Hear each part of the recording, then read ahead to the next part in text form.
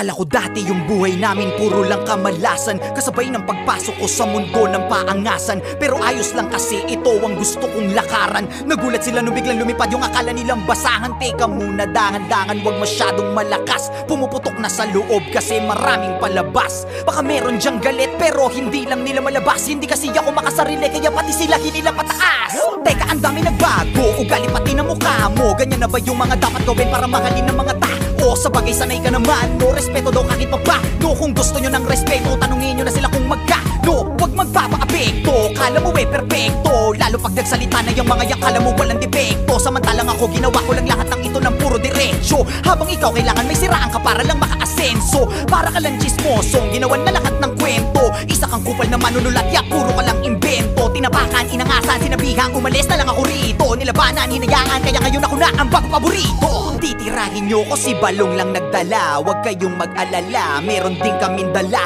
Ganyan naman yung mga ulule, mahilig mangumpara. Nagpapanggap na malawak ang utak, makitid pala. Tanga ka, halatang talangka ka talaga. Kung ako'y guro na awa lang, kaya ka nakapasa. Kala mo lang matalim na kulang ka pa sa tasa. Tumitira ng mabilis, naiintindihan ka ba? Simulan ko na to kung paano mamumanat para bumakat sa mga tao. Kaya ko tumira kasi di ba